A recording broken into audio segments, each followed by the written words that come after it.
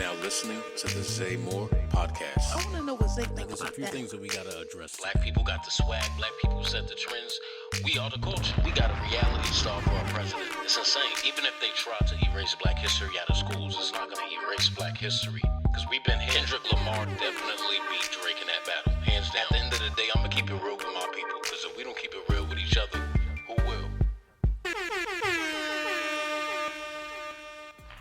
Yo, what's going on, everybody? It's your boy, the one and only Zay Moore, and I want to welcome you back to a brand new episode of the Zay Moore podcast. Yeah, today is Tuesday, September 23rd, and we got a few things to talk about, y'all, a few things to unpack. Coming up, I got a son's emotional songs to his hip-hop legend father, President Trump's controversial Tylenol comments, Trey Reed's family seeking answers after his tragic death, and Laura Loomer's under fire for racist remarks against Congresswoman Jasmine Crockett. We're going to get into all of that and more. So I hope y'all are ready for today's show. Hope everybody is feeling great. Still early in the week, so we got a couple of days to go, but we going to make it. I know I'm ready for the fall. Wait, fall started, right? I believe the first day of fall was yesterday. Yeah. It's still hot. I need like the cool, like that leave fall and tight fall weather where I could put on my Timbs and like a jacket, because I'm tired of sweating. I'm tired of having to take 2, 3, 4 showers a day. Like, I hate sweating. I hate it. But anyway, y'all, let's go ahead and get into the show. Y'all ready? All right. So we're going to go ahead and start off and get into this Infinite Cold story. Infinite Cold is a artist. He is the son of Ghostface Killah. If you don't know who Ghostface Killah is, he is known for his iconic contributions to the Wu-Tang Clan, as well as, some of his solo hits. He's known for like All That I Got Is You and Back Like That. So Infinite Cold. Infinite Cold is openly gay, and he's been open about being neglected and emotionally scarred from the lack of love and the non-existent relationship between him and Ghostface. Infinite just released 2 songs, Sweet Face Killer and Dad and I, and y'all, like, everybody buzzing. Social media is buzzing. A lot of people are talking about it. The dude is very talented. I gotta say that. These songs, though, they're not just songs. They're songs with themes. Like, you can hear themes like longing and abandonment, sexuality, identity, a plea for acknowledgement. He's being really open, as he has been. If you really look up Infinite, he's actually been talking about this for a while, and he's been doing music for a while. So this is nothing new. So I'm glad he's actually getting some eyes on him, because the songs are dope. I actually want to play a little bit. I ain't gonna play too much because I don't need nobody coming to sue me. But the song is fire. I want y'all to hear a little bit of it.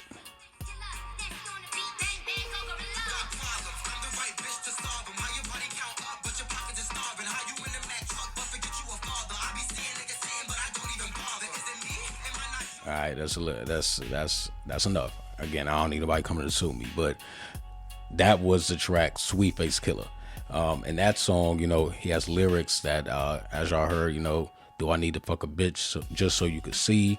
Are my pants not low like your self-esteem? So, it can be framed as a diss, but I definitely don't think this is a diss. I think this was more of like a attention grabber, like, hey, Dad, I'm trying to talk to you, as he has been. He said he sent calls, texts, all of that, and has never gotten a response. Hasn't seen him in over a decade.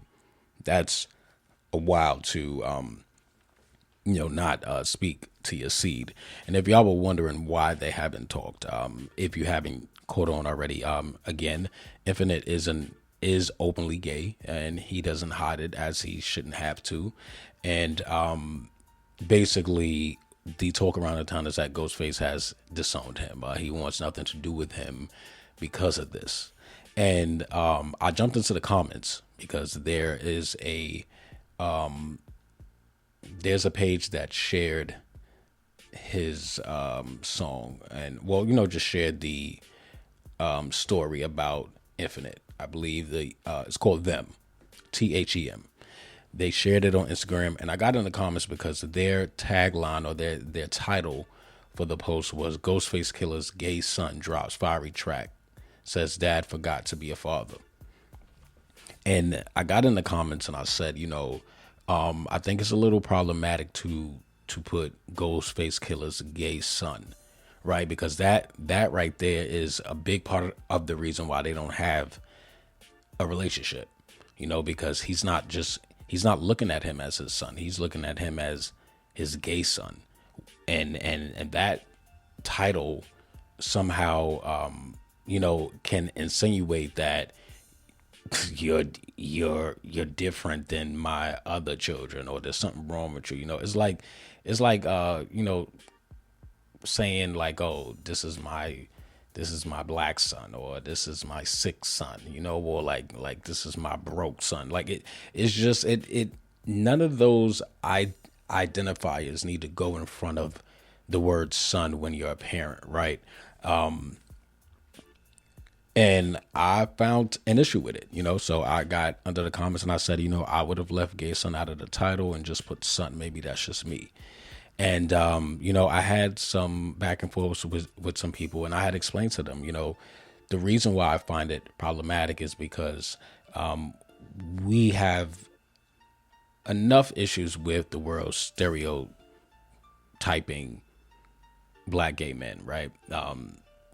Men in general, just women too, everybody. It's like, we have a problem, or we have enough issues as it is trying to break out of these stereotypes and the expectations of the world and religion and conservatism, all that shit, right? So if we are celebrating the music and the artistry, him as a person, right? I don't feel like we needed to put Ghostface Killah's gay son. It could have just read Ghostface Killah's son drops fiery track. Boom. Just as impactful.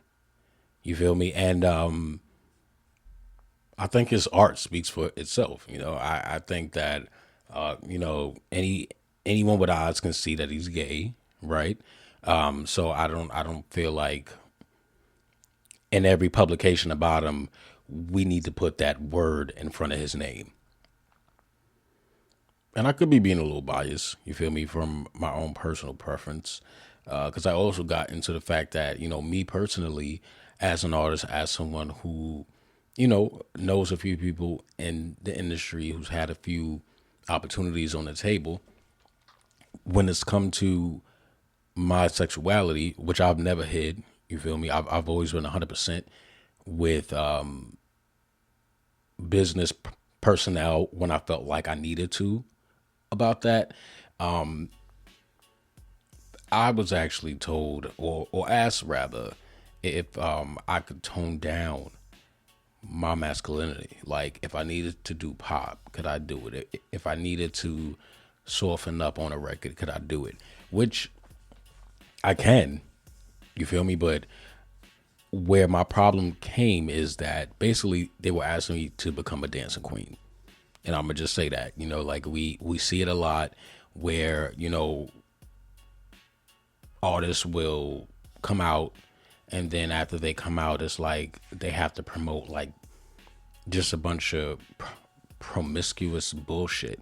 And there's arguments that say, oh, well, straight artists do it all the time. They do, right? We have those conversations about, the over sexualization of hip hop, of women in hip hop, all the time, but let's not act like there's not a variety, right? Every straight artist is not just making promiscuous music. So let's not act like that. You feel me? Whitney didn't make a whole bunch of promiscuous music. Even though, there were talks that Whitney wasn't straight. So, I can't even use that as an example, but, y'all, get what I'm saying, right? It's like, yes, we do have straight artists who talk about sex, but there's a bit more of a balance when it comes to it, right? I just feel like even with JoJo Siwa, like when she came out and she was a child star, Shorty turned into like a biker chick and started like sticking out her tongue and like doing all types of crazy shit. I'm telling you, if y'all don't think that they don't use that as a marketing tool, they do. And I was not with it, and I'm still not with it. You feel me? I'm gonna be myself, and this is why real representation is important. I'm gonna move on really quickly before we end the story to talk a little bit about Khalid. Khalid just came out, right? Well, not came out. He was outed, right? So now he's out, living his truth, whatever. Happy for him. But he just released a snippet of a new song with a clip of the video, and this is different Khalid, right? This is a different type of, it's just different, right? And my thing is, I have no problem with that. You know, like people, as a masculine gay black man, I get called a femphobe a lot. I've told y'all that. And I hate it because it's not the case. My issue is that some people be so eager for a seat at these tables, for acceptance, that, you know, they don't, it's like sometimes they ignore the backhandedness of it all, if that made any sense. You know, it's like, you know, I find it often that gay men will become like the co-host, the side character in whatever relationship they're in with a heterosexual person, right? This is my gay friend, my gay best friend, my gay cousin, my gay brother. I ain't none of that. You feel me? I'm just me. And I set those boundaries because I demand respect. Before I know anything about anyone's personal life, all I see is the entity, the human. You feel me? And I was raised to respect just off of that, right? I don't know anything about you, and I don't have to really know anything about you to give you initial respect. That's how civilized people move, right? I'm not gonna ask you as a stranger, right? If I see you in oh wait, you know, before I say what's up, are you gay? Are you straight?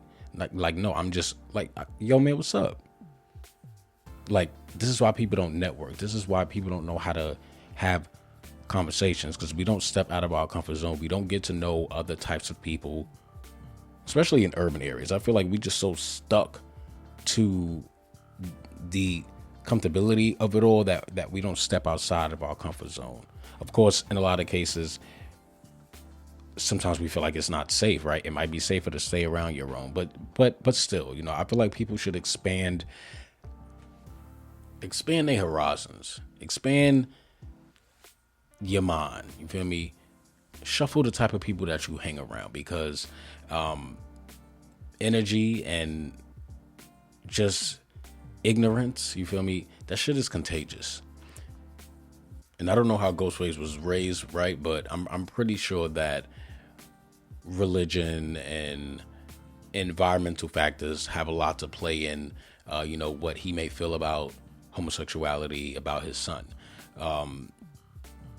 I do want to point out that he is now Islamic. I don't know if that came before or after he went to jail, because in 1995, he was issued an arrest warrant for robbery. In 1997, he was arrested for weapons possession after being pulled over for a traffic violation. And then he was issued a 6-month sentence for attempted robbery. So, you know, I don't know if he converted to Islam before or after, but, you know, he told his son, because Infinite said in one of his songs that he was told that he wasn't living right by his father. And I find it ironic, right, that, you know, when it comes to crime and violence and the way that black men can sometimes treat women,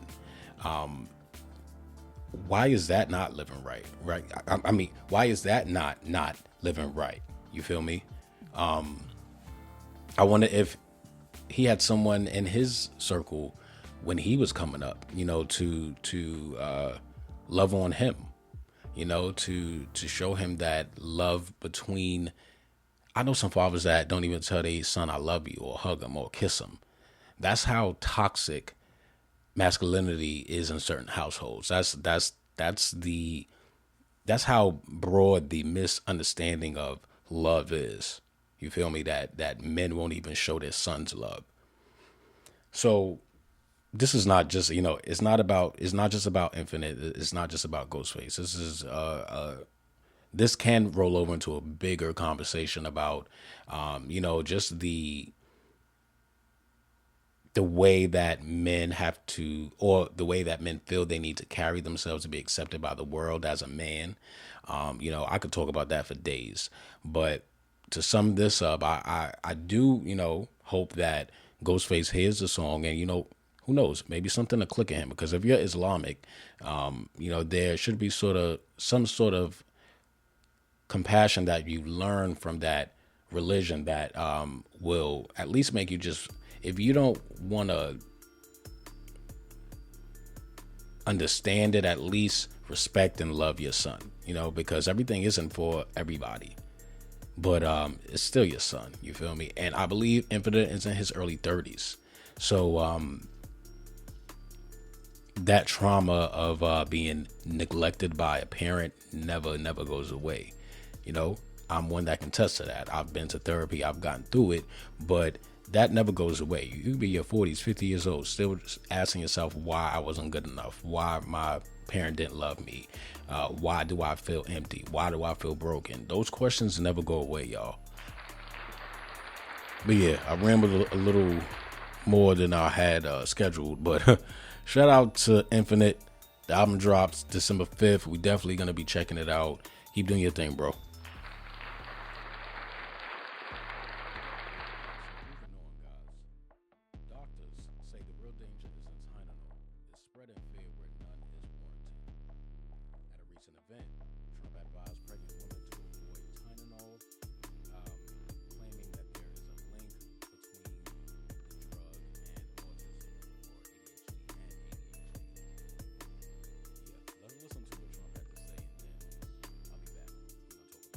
Don't take Tylenol.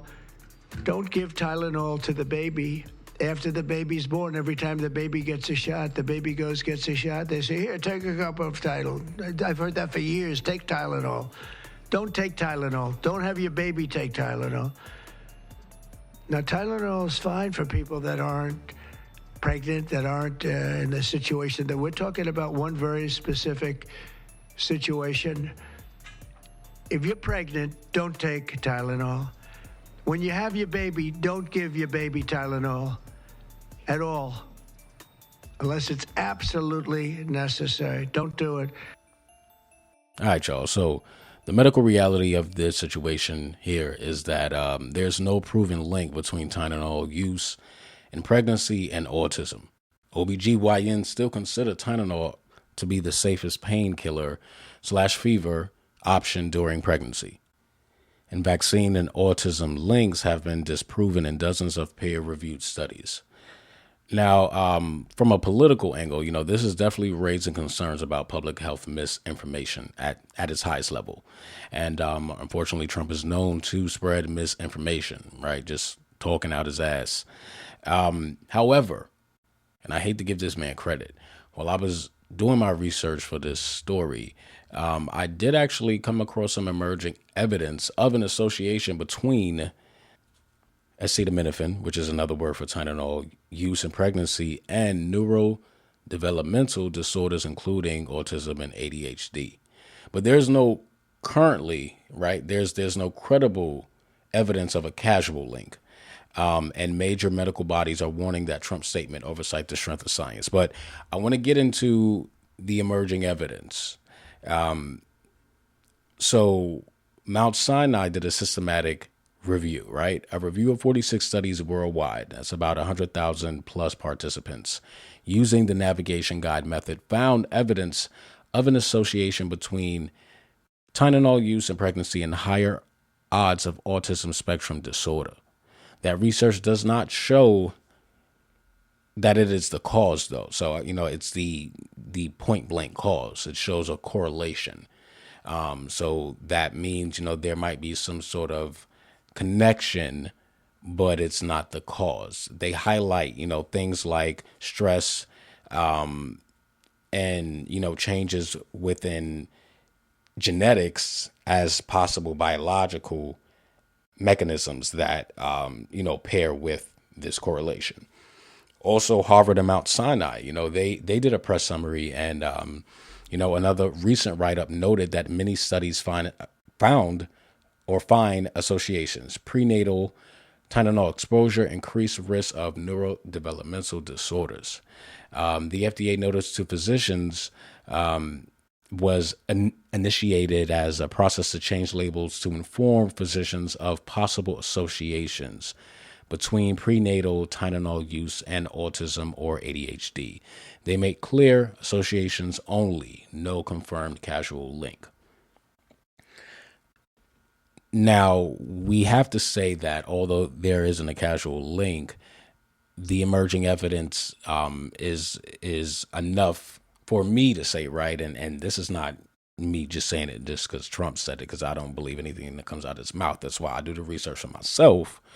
But if they are, currently finding emerging evidence that there might be a link, then yeah, maybe there is something that, pregnant women might need to take heed to. Because, if we do have people like Mount Sinai and Harvard, who are very credible institutions when it comes to education and medicine, finding associations, then I do believe that, there might be an extra step of caution that pregnant women should take when they are taking these medicines. And that is just based off of the information that I found, not based off of what came out of that man's mouth, y'all. I promise you, I wouldn't be telling you to do anything because he said it. I'm telling you because of what I'm reading and what I'm finding. So I would definitely look into this, right? If you know anyone who is pregnant, or, if your partner is expecting a child, if you're expecting a child, I would definitely stay on top of this story based on the emerging evidence, not based on, just because of Trump saying it, right? Look into, the systematic review, look into the press summary that Mount Sinai and Harvard did, right? And, also you can look up information because the FDA did do a notice to physicians. So all this is enough proof for me to feel confident enough to just say, be safe, y'all. If you're taking Tylenol, be safe. And we will stay on top of this story. If any concrete proof comes out, I'll definitely come back and report it to y'all. But as of now, again, the bottom line is that there's just emerging evidence right now. There's no causal link. There's no confident link. But we will be on the lookout. And if one comes up, I'm going to let y'all know. Do I sound extra deep today, y'all? I don't know. I'm sorry if I sound a little tired. I've been to the gym. I had class this morning. Then I had to rush back to the studio to get the show together. So, yeah, I'm a little tired. So if I sound a little extra dinosaurish, I do apologize. We're going to keep it rolling. We're going to keep it going. All right, so the state says suicide, but Trey Reed's family says not so fast. They want answers, and they're turning to an independent autopsy to get them. So to add a little bit of context to the story, y'all know I've been following this. Trey Reed, 21 years old, student at Delta State University, was found dead in his dorm. So they say, right? But then the Mississippi State Medical Examiner ruled it a suicide by hanging. Police, no foul play. They were waiting on the toxicology reports. That was the beginning stages of what happened. And then the family's response, the parents disputed the findings because they got multiple stories. First, he was found dead in his dorm room. Then he was found hanging from a tree. Civil rights attorney Ben Crump is now representing them. I'm happy to hear this. They've ordered an independent autopsy because the Mississippi State Medical Examiner has ruled it a suicide by hanging. So they're saying that this 21-year-old black student hung himself from a tree. This is what the Mississippi State Medical Examiner is saying. I don't believe it, and neither does the family. I'm glad they got Ben Crump involved because I think this will take it to the next level. They ordered an independent autopsy, again, as I just said, and Colin Kaepernick is covering the course of the autopsy.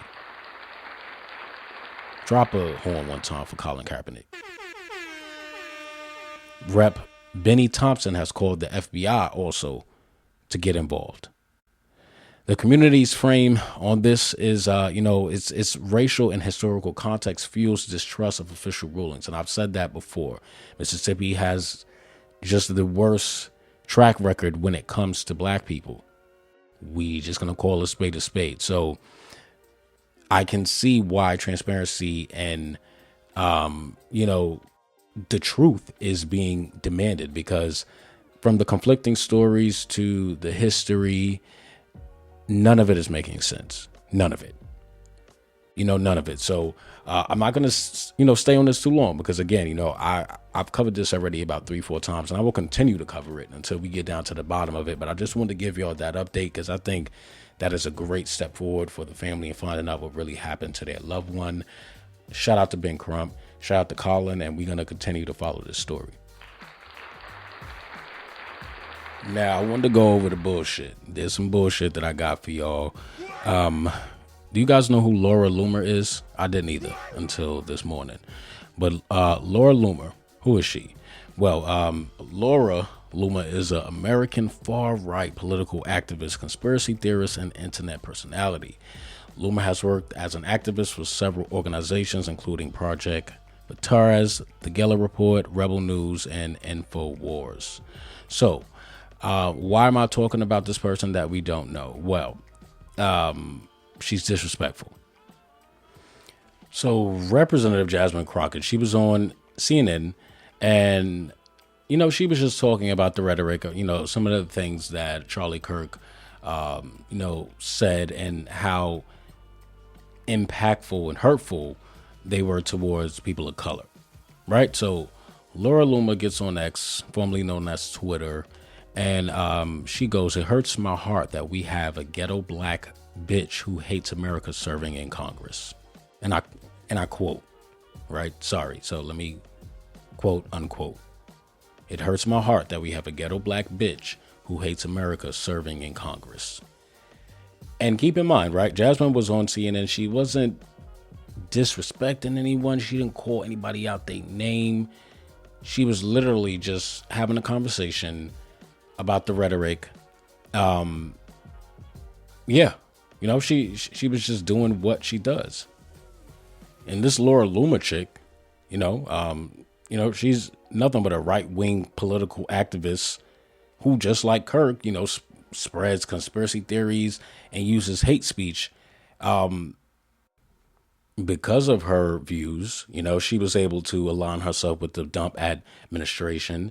And she was able to, be one of the key people that was in charge of letting people go in some very key roles. I'm talking about like National Security Council, and she's not a congresswoman, neither was Kirk. So you gotta see what they're doing here, right? They're picking everyday people, turning them into their warriors, and then just sending them out there to spew all this hate. She's not a woman of Congress. Why in the hell will she lobby to remove anyone from any key government role? And I don't give a fuck what she's done. I don't give a fuck what type of degree she has. I bet you she's not as educated as Jasmine Crockett. I promise you that. Because no one with education and no one with couth is going to get on a platform and call somebody out of their name like that. And we see this a lot. Even Trump, he loved calling people crazy, crackheads. He's always calling somebody out of their name. And no one calls him out for that. You don't really get that from the left side unless you poke the bear. But the right side, right out the gate, boom, disrespect, name calling, belittling. It's like, really? And man, I tell you, I hope Jasmine gets it together. Just like she got that other one together that she called, what is it? Blonde built bad body, something she called that girl. I hope she get this one together too, because it was uncalled for. But we know why they're attacking her, right? we know, a black woman. She's a ranking member of the subcommittee on oversight. She uses her platform to call out the Trump administration for what she sees as efforts to suppress congressional oversight. She stays on their necks. So yeah, as a progressive wing of the Democrats, outspoken on civil rights, immigration, equality issues, yeah, she definitely has a target on her back. But I love that, she has a backbone. She don't let nobody scare her. And she's not new to this. She's true to this. You feel me? She's been the U.S. representative for Texas 30th District since January 2023. And before that, I believe she was in the Texas state legislature. So she's a lawyer by training. You feel me? So she know how to move and shake. And, that's why when we see these clips and, they be trying to talk over her. Yeah, you're not going to do that. Crockett is not letting it happen. But yeah, I think that this, what is her name? This Laura Loomer person was very out of pocket. And, she's only 32. Looking at her face, it's a hard 32. Shorty looked like she's 45. And she got the nerve to be calling somebody ghetto and black. It's crazy. It's crazy. And it's just uncalled for, right? We only hear this type of shit coming from the right-wing side. Just disrespectful. Always want to call somebody out their name and belittle somebody. It's just not presidential behavior. It's not world union-like behavior. And I'm telling you, these 4 years cannot go past fast enough. That's all I keep saying. And I hope it just flies by. I hope it flies by. But yeah, man, y'all know what that sound means. That means we made it to the end of the episode. Yes. I want to thank y'all so much for tuning into the Zay Moore podcast. Y'all know I appreciate it so much. Got to remind you before I go, the Zay Files _ on Instagram. Make sure you follow me, the Zay Moore podcast on Instagram, so you can stay up to date on all the latest. Go ahead and, check out some older episodes. A lot of great stuff. And yeah, man, I just want to thank everybody again for going on this journey with me. Always something to talk about, always something to go over, always something to learn. So yeah, man, stay locked in and make sure y'all share to your friends, post, share again, because we trying to grow the family. Right? Definitely. But I want to thank y'all again for tuning in. I appreciate it so much. And until next time, y'all know what it is. Peace.